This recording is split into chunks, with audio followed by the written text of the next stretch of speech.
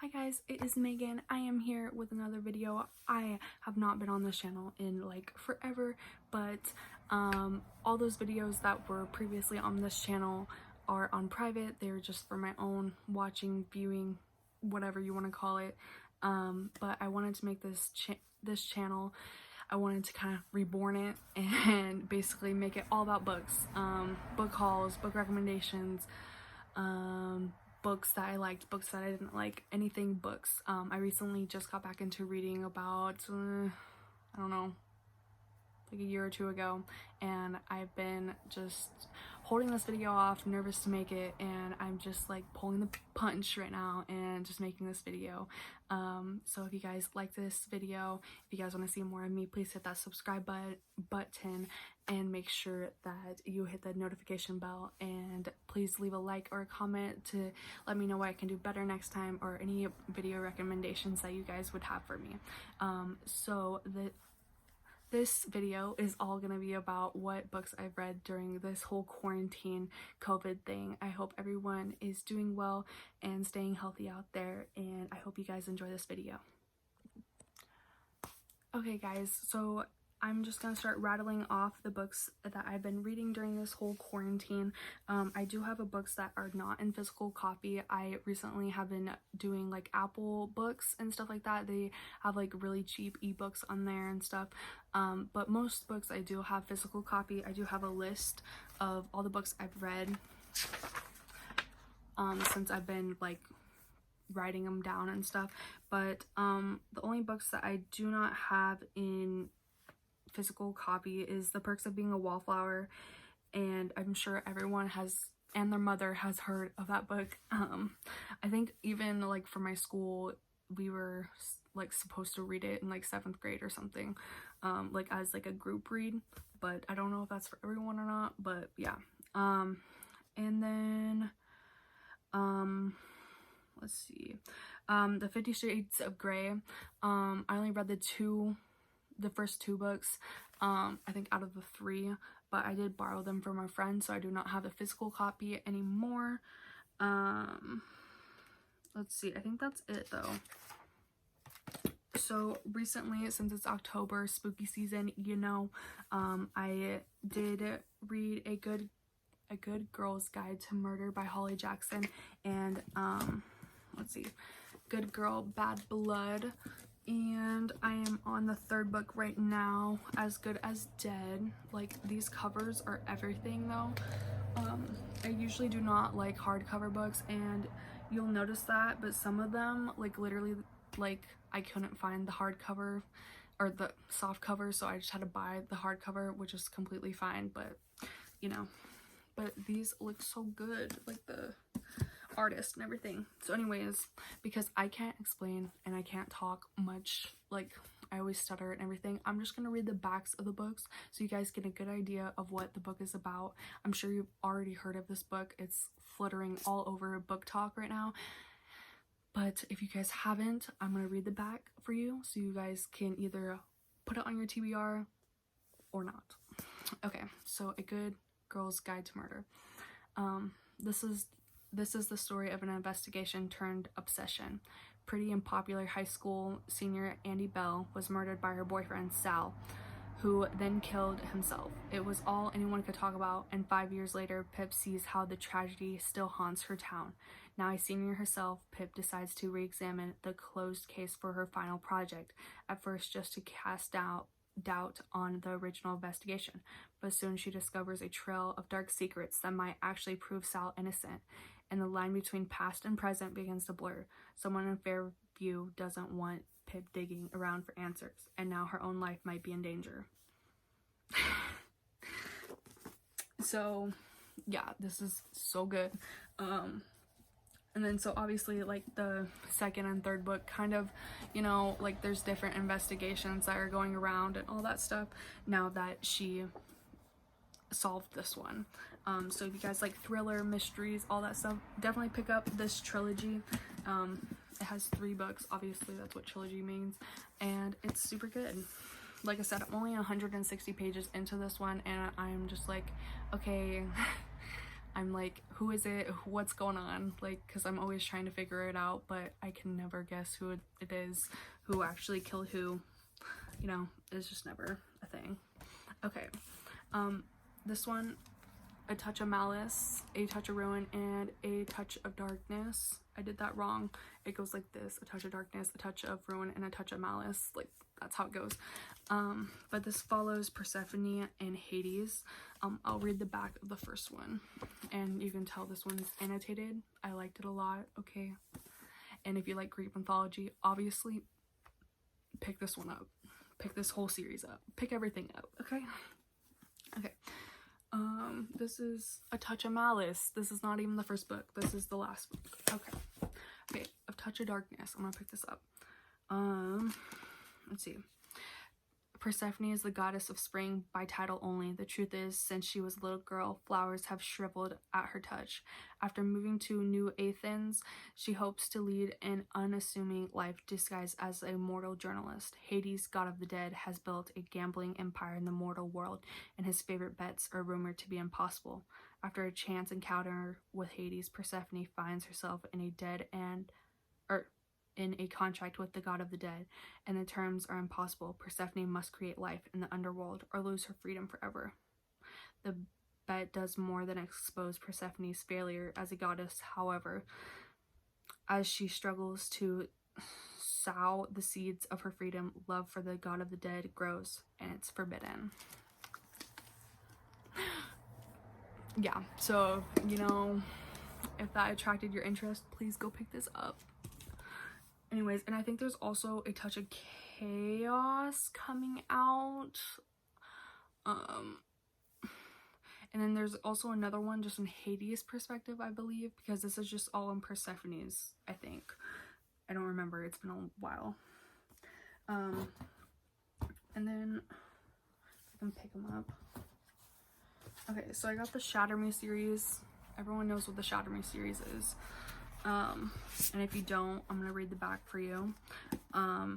But the only one that I do not have besides the Novelias is the Unravel Me, which is the second book of the series. But this series is so good. Like, you will fall for the villain, okay? So let's see here. So here's the back here. The moon understands what it means to be human, uncertain, alone, cratered by imperfections. No one knows what Juliet's touch is fatal, but the re-establishment has plans for her, plans to use her as a weapon. But Juliet has plans of her own. After a lifetime without freedom, she's finally discovering a strength to fight back for the very first time, and to find a future with the one boy she thought she'd lost forever. And the electrifying first book in the Shatter Me series, Tahira Mafi, I don't know if I'm saying her name right, presents a riveting dystopian world, a thrilling superhero story, and an unforgettable heroine. It's so good. It's so good. But let's just say I do not like Adam in this book, okay? We all like the villain, and I'm just gonna say it now, Adam's not. But it's so good. You can stop at Shatter Me, Unravel Me, and Ignite Me, but then there's like 3 other books: Restore Me, Defy Me, and Imagine Me. And this kind of just goes back into like almost like before Juliet, and it kind of like made it like, some people thought it was unnecessary to bring these books into it, which, you know, I can kind of see that, but at the same time I saw like, okay, this world, I get it more because now these books kind of explained it more and more, you know. But yeah, but I heard there's actually, I think it's called Believe Me or something, and it's a novella of Aaron, which is Warner, which is the villain, and Juliet, Snovelia, I think it is, coming out here soon. I don't know if that's the exact title of it, but it's on my TBR. Let's see which one I want to do next. Let's see. everyone knows this. This is the off-campus series by Elle Kennedy. They all follow, it's all hockey romance. It follows each, like, there's a different romance on each book, and it follows 4 best friends that are all on the hockey team, and, you know, and each romance is different. Like, they're 4 best friends, and each romance is different. The first one is Garrett and Hannah's romance, and I annotated this one so much. But yes, I will read the back for you guys. Okay, she's about to make a deal with a college bad boy. Hannah Wells has finally found someone who turns her on, but while she might be confident in every other area of her life, she's carting around a full set of baggage when it comes to sex and seduction. If she wants to get her crush's attention, she'll have to step out of her comfort zone and make him take notice, even if it means tutoring the annoying, childish, cocky captain of the hockey team in exchange for a pretend date. And it's going to be oh so good. All Garrett Graham has ever wanted is to play professional hockey after graduation, but his plummeting GPA is threatening everything he's worked so hard for. If helping a sarcastic brunette make any other guy jealous will help him secure his position on the team, he's all for it. But when one unexpected kiss leads to the wildest sex of both their lives, it doesn't take long for Garrett to realize that pretend isn't going to cut it. Now he just has to convince Hannah that the man she wants looks a lot like him. Garrett and Hannah, honestly, they started it all. And so that is the Off-Campus series by Elle Kennedy. That's where it is. And then they have the Briar U series, which is like a spinoff of the Off-Campus series too. So if that's not enough for you, go get the Briar U series too. Okay, and then let's see here. The Crave series by Tracy Wolf. So I got the Crush and Covet, which Crush is the second one, and then Covet's the third one. Yes, let me read the back. So I've heard also mixed reviews on this one, but 99.9% people love it, and I'm one of the people that love it. Okay, it's so great. I can't really talk much about the series because, you know, there's so much that goes on in these books. It's not even crazy. It's so crazy. It's not even crazy. It is crazy. And so after you read this one, go immediately to Crush, go immediately to Covet, and then come talk to me, because right now we're waiting for, I think, Charm and Court. I think Court is coming out, and then Charm is coming out. But it's like a long thing, like a long wait for it to come out, because they keep on like changing the release date and stuff. But I'm hoping it will come out soon, because I really want to know what happens, you know. So, but I'll read the first synopsis of Crave by Elle Kennedy. Okay. Hold on, let me let the car pass by, excuse you. Okay, my whole world changed when I stepped inside the academy. Nothing is right about this place or the other students in it.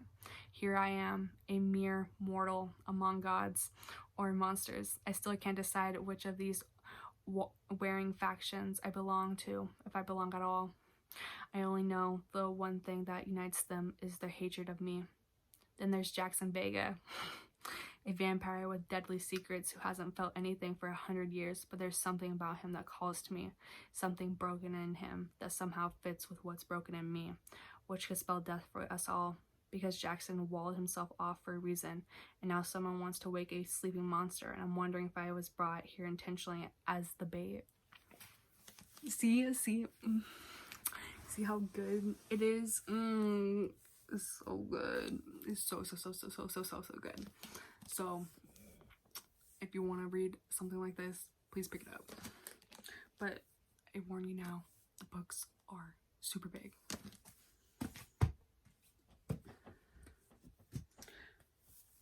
So if you're not into super big books, don't pick them up. But this is a page turner. I kid you not. Okay. I'm just gonna get this one out of the way because I did not like this one at all. And I don't want this one to be like the last book I show. We Were Liars by E. Lockhart. I've heard you either like this one or you really don't. But I'll read the back for you guys. Okay. If anyone asks you how it ends, just lie. We are Sinclairs. We live, at least in the summertime, on a private island off the coast of Massachusetts. Perhaps that is all you need to know, except that some of us are liars. Thriller, mystery, you know, if that's your type of thing, go for it. But it just wasn't my thing. I don't think I really liked the writing style, but some people, they really enjoyed it. Like, really, really enjoyed it. And maybe I should give this another shot. Maybe. I don't know. But I just really did not enjoy it. Okay. Let's see. Okay. Also, always look up trigger warnings before reading books, okay? Because I don't want y'all to get triggered. This is the Devil's Night series. I only have 2 out of like the 4 or 5 books. I have to wait till Christmas time to get the rest. But the first book is Corrupt. It follows Michael and Erica. Everyone calls her Rika though. That's why I was about to say Rika. But this follows Michael and Erica. And this one is Hideaway. This follows Kaya and Banks. This one I feel like is like a dark romance. Really thriller type book. But I'll read you the back of the first and the second one if you want. Okay, Erica. I was told that dreams were our heart's desires. My nightmares, however, became my obsession. His name is Michael Christ. Not Christ. My boyfriend's older brother is like that scary movie that you peek through your hand to watch. He's handsome, strong, and completely terrifying. The star of his college's basketball team and now gone pro. He's more concerned with the dirt on his shoe than me. But I noticed him. I saw him, I heard him, the things that he did, and the deeds that he did. For years, I bit my nails, unable to look away. Now I'm graduated high school and moved on to college, but I haven't stopped watching Michael. He's bad, and the dirt I've seen isn't content to stay in my head anymore because he's finally noticed me. Michael. Her name is Erica Fane, but everyone calls her Rika. My brother's girlfriend grew up hanging around my house and is always out at our dinner table.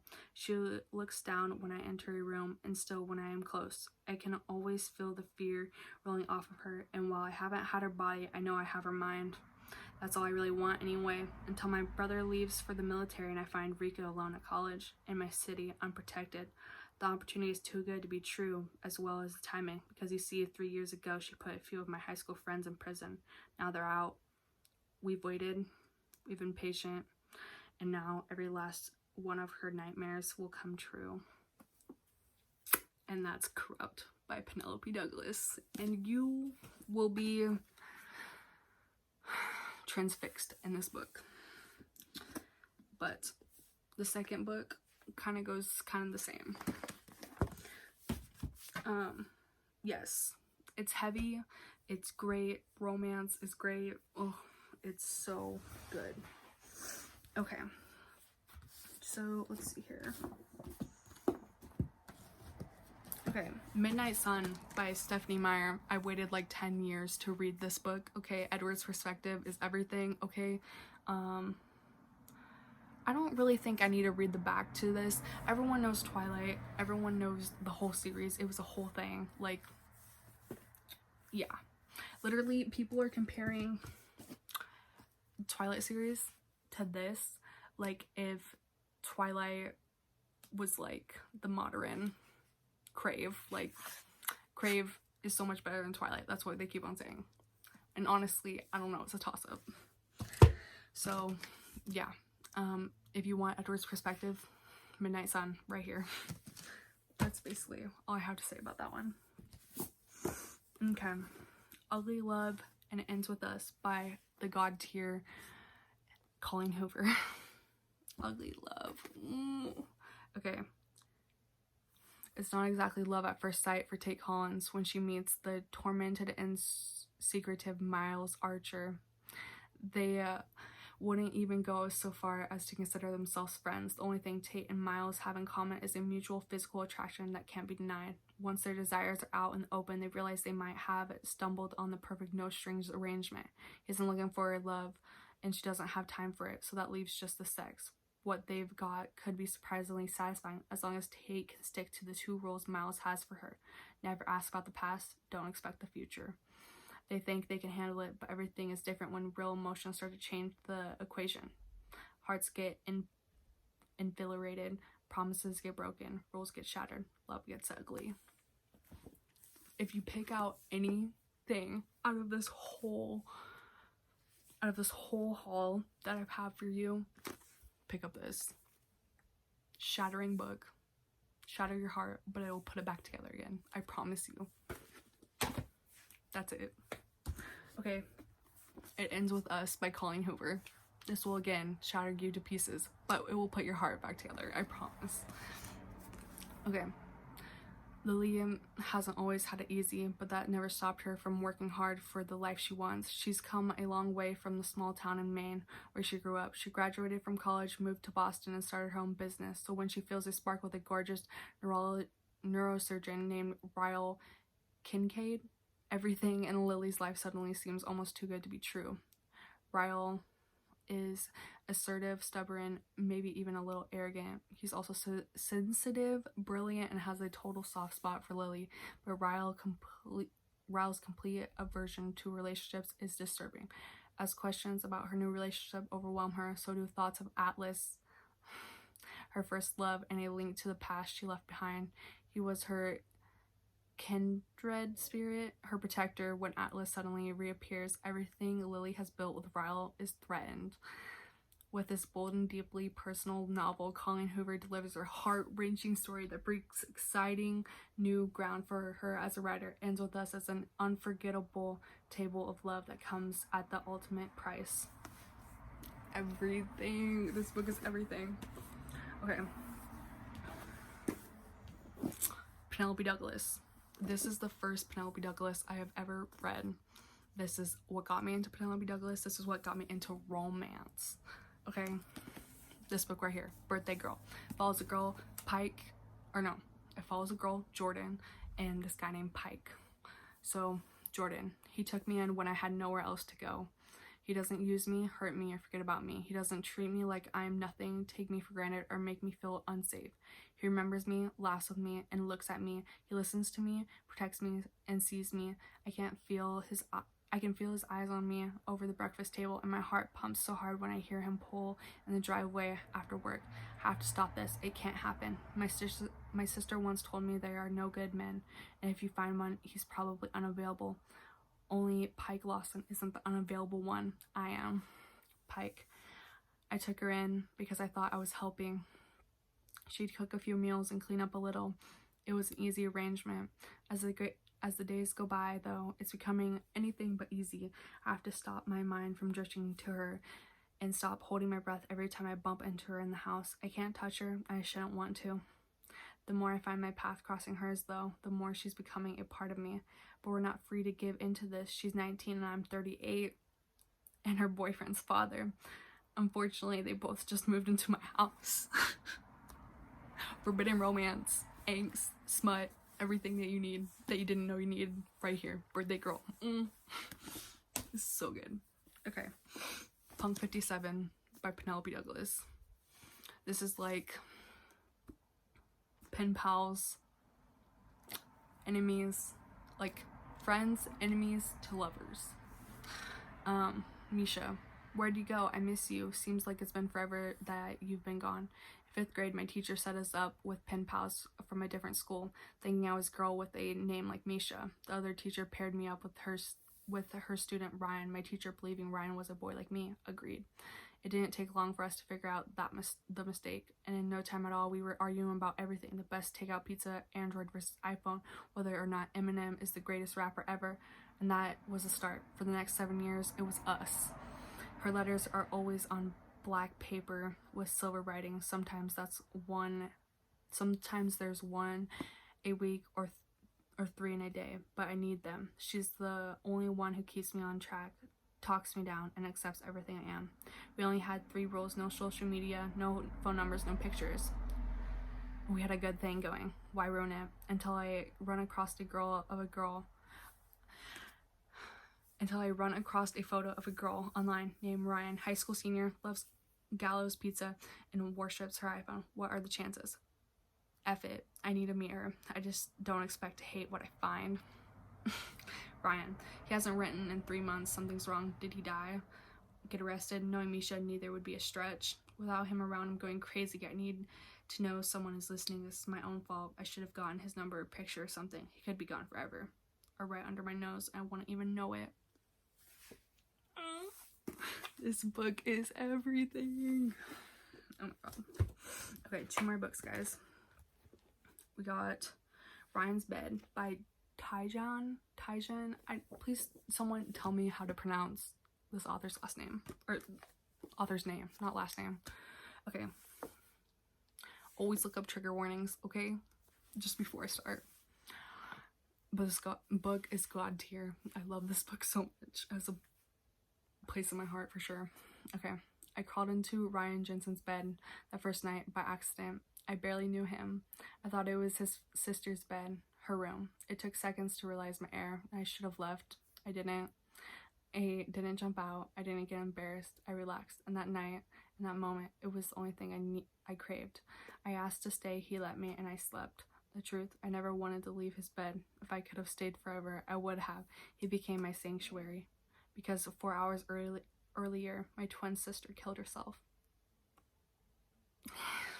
So do with this what you will.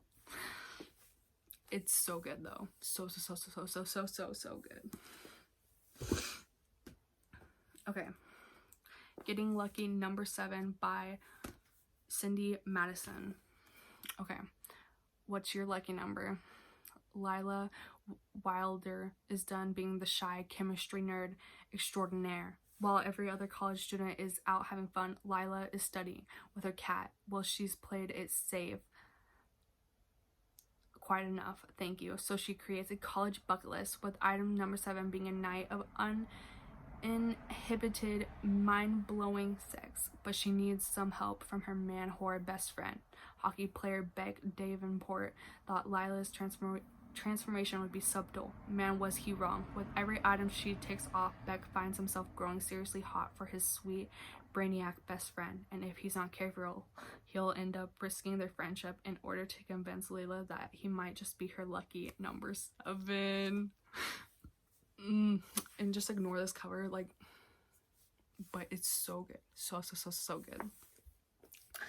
And that is all that I've read during this lockdown. Let me know, that was my stomach, let me know what your thoughts are and give me book recommendations. Obviously, by this stack of books, you can tell what genre I'm most like and captivated by and everything. Let me know if you guys have any book recommendations or video ideas I could post on here. I do have a Goodreads account and a book Instagram, if that doesn't tell you how serious I am about books. I will link them down below so you guys can follow me if you'd like, or at least check it out. If you guys like this video, please give this video a thumbs up and subscribe and hit that notification bell so you guys can get notified when I post a video. I'll see you next time.